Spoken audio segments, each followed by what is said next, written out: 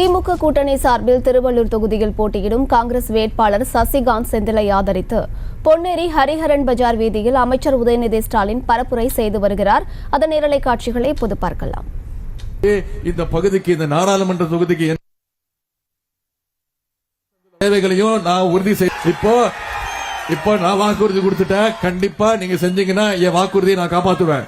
இப்ப நான் உங்களை கேட்கிறேன், நீங்க கொடுக்கக்கூடிய வாக்குறுதியை காப்பாற்றுவீங்களா? நிச்சயம் செய்வீங்களா? எந்த சின்னம்? சத்தமா சொல்லுங்க, எந்த சின்னம்? கையை காட்டி சொல்லுங்க, எந்த சின்னம்? கை சின்னத்துல ஏப்ரல் 19ஆம் தேதி வாக்குச்சாவடிக்கு போறீங்க.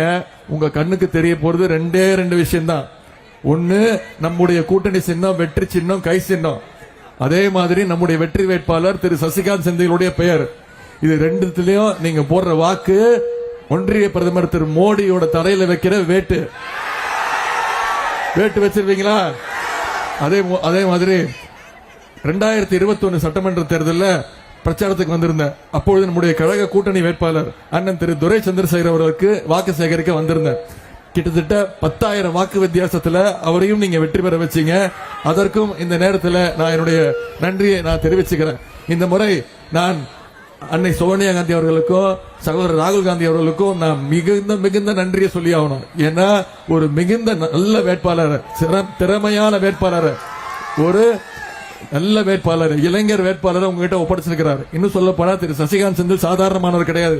நீங்க நினைச்சிட்டு இருக்கீங்க அவருக்கு இது கிடையாது. அவர் ஏற்கனவே கர்நாடகால பாஜகவோட கண்ணில் விரல விட்டு ஆட்டவர் தான் திரு சசிகாந்த் செந்தில் அவர்கள். அப்படிப்பட்ட ஒரு நல்ல வேட்பாளரை இந்த திருவள்ளூர் தொகுதிக்கு, நம்முடைய கூட்டணி கட்சிக்கு கை சின்னத்திற்கு போட்டி போட, அதுவும் உங்க திருவள்ளூருக்கு வாய்ப்படுத்தியதற்கு சகோதரர் ராகுல் காந்தி அவர்களுக்கும் அன்னை சோனியா காந்தி அவர்களுக்கும் நம்முடைய தலைவருக்கும் நான் என்னுடைய நன்றியை தெரிவிச்சுக்கிறேன். அதே மாதிரி நீங்க அத்தனை பேரும் உங்க நன்றியை நீங்க தெரிவிச்சே ஆகணும். செய்திகளை உடனுக்குடனும் துல்லியமாகவும் தெரிந்து கொள்ள சப்ஸ்கிரைப் பண்ணுங்க.